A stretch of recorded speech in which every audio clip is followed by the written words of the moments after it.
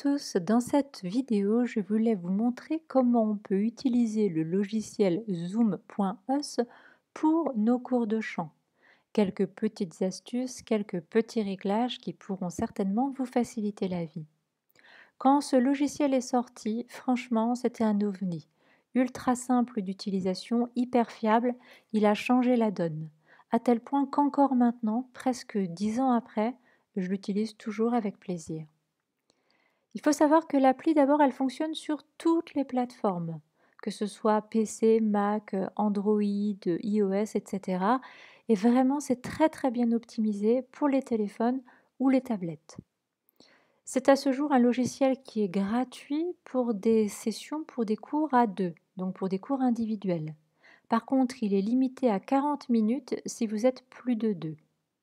Si vous avez besoin d'organiser des réunions ou des classes virtuelles où vous êtes plus de deux personnes pendant plus de 40 minutes, alors il est proposé un forfait qui coûte environ 16 € par mois au moment où j'enregistre cette vidéo. Vous allez voir, l'inscription sur le site internet, elle est vraiment rapide et intuitive. Il suffit de vous connecter sur www.zoom.us et de créer votre compte. Vous pourrez ensuite, d'un simple clic, lancer votre première réunion. Par rapport aux réunions, je vous conseille vivement, si vous utilisez régulièrement Zoom avec pas mal d'élèves, d'activer, en cliquant ici sur la petite flèche juste en dessous le gros icône orange, d'activer votre utilisateur, là, votre nom d'utilisateur ID personnalisé. Utilisez mon identifiant de réunion personnelle, c'est marqué très exactement.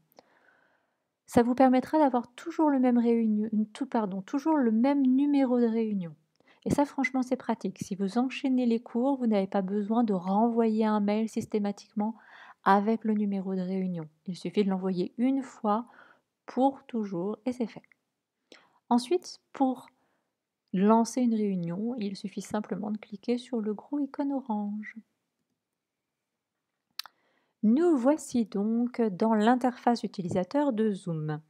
Donc vous voyez pas mal de petits icônes là en bas, mais vous allez voir, c'est très simple d'utilisation.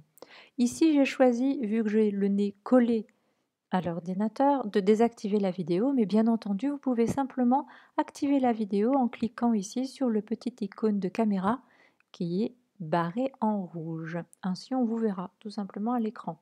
Vous pouvez aussi activer ou désactiver votre son en cliquant sur le petit micro, comme ceci. On va parler peut-être un peu de son parce que finalement, c'est le souci qu'on rencontre le plus souvent quand on donne des cours en ligne. On entend mal nos élèves, voire ils nous entendent mal, mais surtout on les entend mal.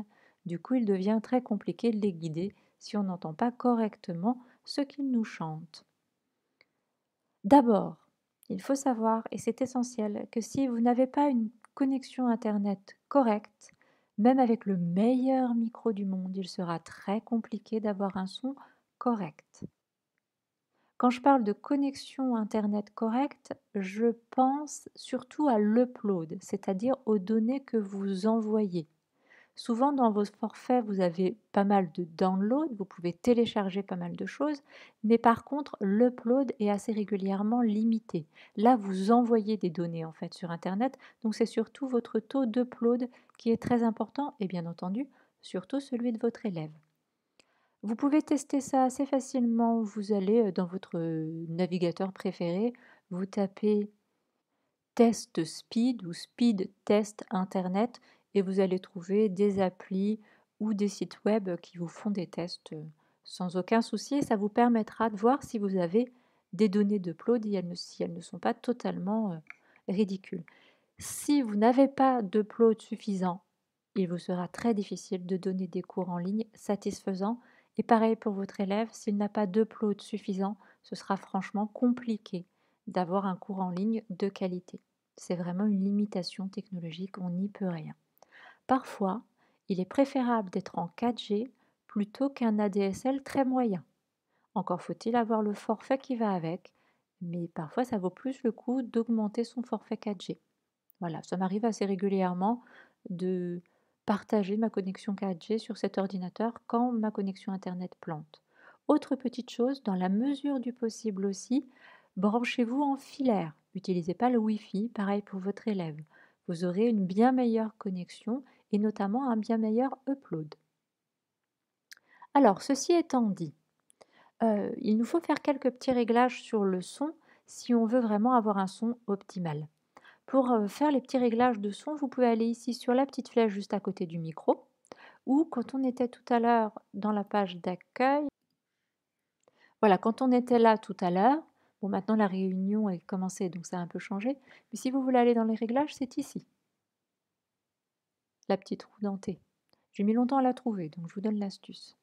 Donc vous pouvez aller dans cette petite roue dentée et aller dans Audio. Si vous cliquez sur la petite flèche à côté du micro, ça vous envoie au même endroit.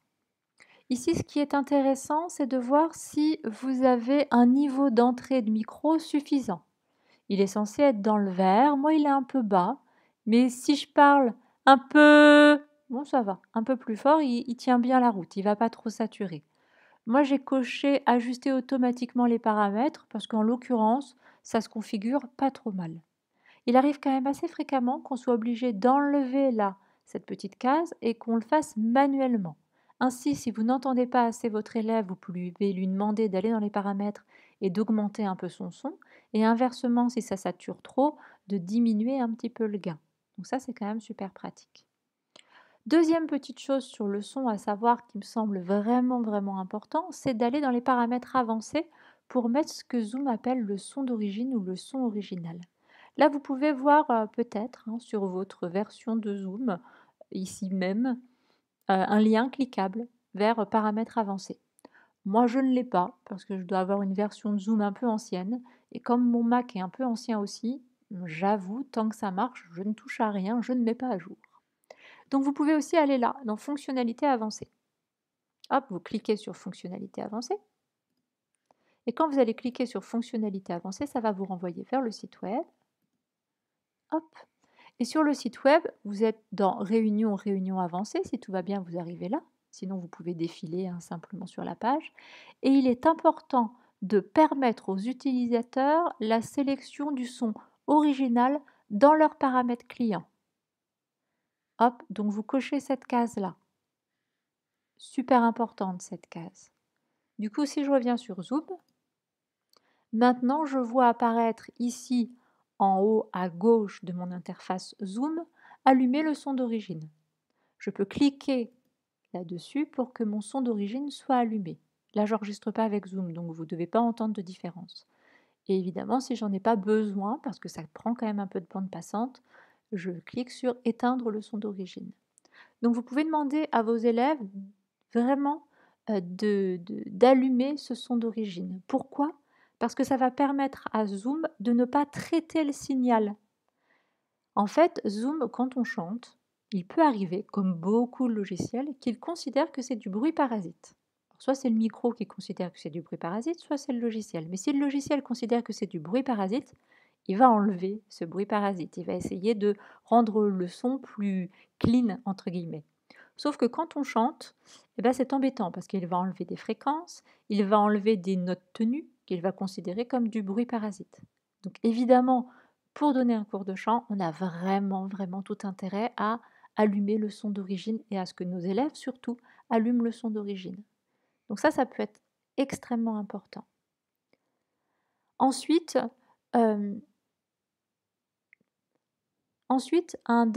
dernière petite chose sur le son, toujours dans les paramètres avancés. Selon le micro que vous utilisez, si vous utilisez un micro USB, il faut s'assurer que les paramétrages du micro correspondent aux paramétrages du logiciel Zoom. Et notamment que tout ce petit monde-là est en 44 kHz. Vous allez dans les réglages et vous allez voir, vous pouvez sélectionner 44 kHz pour le micro en entrée. Et ça, c'est aussi très important parce que si vous ne le faites pas, vous risquez d'avoir un son altéré, voire franchement faux, alors que votre élève de l'autre côté, il est en train de chanter juste. Ce serait un peu ballot. Alors un petit point aussi essentiel sur la latence et ce qu'on peut faire et ce qu'on ne peut pas faire avec un tel logiciel. Dans la plupart des cas, on ne peut pas accompagner nos élèves en direct, que ce soit vocalise ou accompagnement si on joue un accompagnement de notre côté ou si on les accompagne au piano. Malheureusement, avec la latence, le temps que le son leur arrive, qu'ils chantent et que le son nous revienne, on aura un décalage, ça va faire une cacophonie, ça va couper, ça va être totalement ingérable. Donc on ne peut pas, il va falloir adapter malheureusement notre pédagogie. En tout cas, avec la technologie telle qu'elle est maintenant, parce que ça pourrait bien évoluer. Et puis avec Zoom, on ne peut pas en même temps envoyer un son et en recevoir. C'est chacun son tour. Donc si votre élève est en train de chanter, vous ne pouvez pas commenter ce qu'il est en train de faire en direct. Il va systématiquement devoir s'arrêter de chanter pour écouter ce que vous êtes en train de lui dire. Donc il va falloir passer par du non-verbal essentiellement pour l'inviter à continuer, à arrêter, à reprendre. Donc ça demande quand même des ajustements pédagogiques assez importants. On ne peut pas chanter en même temps. On ne peut pas faire répéter un groupe avec Zoom. Pas encore en tout cas. Je conseille vraiment à mes élèves d'avoir leur accompagnement de l'autre côté. Je ne peux pas, encore une fois, lancer l'accompagnement de mon côté. Et s'ils ont l'accompagnement de leur côté, quand c'est possible, je leur demande de mettre l'accompagnement le plus loin possible du micro. Alors oui, j'entendrai pas hyper bien l'accompagnement, mais au moins ça ne considérera pas l'accompagnement comme du bruit parasite et ça ne coupera pas et l'accompagnement et la voix de mon élève. Donc j'ai trouvé cette solution et franchement, ça marche plutôt pas mal. Évidemment, il faudra faire des tests avec vos élèves. Si des fois il n'a pas d'accompagnement, vous avez aussi la possibilité, par l'intermédiaire de ce petit icône-là, converser, non seulement de parler en chat, hein, vraiment de discuter hein, avec vos élèves par écrit si vous avez besoin, et vous pouvez aussi envoyer des fichiers. Donc si vous avez un accompagnement, vous pouvez faire passer l'accompagnement à votre élève par l'intermédiaire du chat. Vous pouvez faire passer des partitions, etc., etc. Donc ça peut être quand même assez pratique. Voyons maintenant quelques fonctionnalités de Zoom qui peuvent être utiles, notamment si vous animez des cours de groupe. Alors, même si vous n'animez pas de cours de groupe, vous pouvez enregistrer avec une bonne qualité, ma foi. Vous pouvez enregistrer vos cours ou vos sessions. Vous pouvez les enregistrer et ils seront directement téléchargés sur votre ordinateur dans un dossier nommé Zoom. Je vous conseille fortement d'avoir un cloud externe type Dropbox si vous voulez les sauvegarder ou si vous voulez les envoyer à vos élèves. Sinon, évidemment, ça va vite vous prendre beaucoup de place sur votre ordinateur. Je vous ai dit, il y a une fonction chat, donc vous pouvez discuter avec vos élèves et si vous êtes plusieurs, vous pouvez même discuter avec une personne en particulier. Vous avez aussi la possibilité, c'est ici, de planifier des sondages avec vos élèves, notamment si vous animez une classe. Vous pouvez également partager votre écran. Ça, c'est plutôt vraiment bien et c'est une fonction qui marche extrêmement bien. Vous pouvez partager différents types de fenêtres. Ça, c'est top aussi. Et moi, j'ai l'habitude de partager mon iPad soit via un câble, soit même quand j'ai une connexion Wi-Fi suffisante en AirPlay. Ce qui me permet de partager ce que j'ai dans mon iPad, comme je me sers énormément de l'iPad parce que j'y mets mes partitions, j'y mets mes PowerPoint, etc. C'est très pratique pour moi de passer par cette fonction de Zoom. Vous pouvez aussi partager un tableau blanc et y mettre toutes les notes que vous voudriez. Ça fonctionne très très bien. Si vous voulez partager du son, par exemple, vous voulez partager une vidéo YouTube, à ce moment-là, il vous faut cocher cette petite case-là en bas, partager le son de l'ordinateur. Sinon, on n'entendra pas le son de l'ordinateur. Enfin, dans Zoom, vous avez la possibilité de diviser le groupe. Si vous avez par exemple 12 élèves, vous pouvez faire 2 groupes de 6. Vous pouvez leur demander de travailler sur un concept ensemble. Vous pouvez ou faire des groupes de 2. Moi, je fais souvent ça par exemple pour des coachings. Ils se coachent entre eux. Et vous, en tant qu'animateur, vous pouvez très bien passer d'une salle, d'une sous-salle, on pourrait dire, à l'autre pour guider, pour écouter, etc. Donc ça, pareil, ça peut vraiment s'avérer très pratique si vous animez, encore une fois, des groupes. Qu'est-ce que je voulais vous dire d'autre? Bon, il y aurait plein de petites autres fonctionnalités, hein, mais vous avez déjà quelques infos, je pense.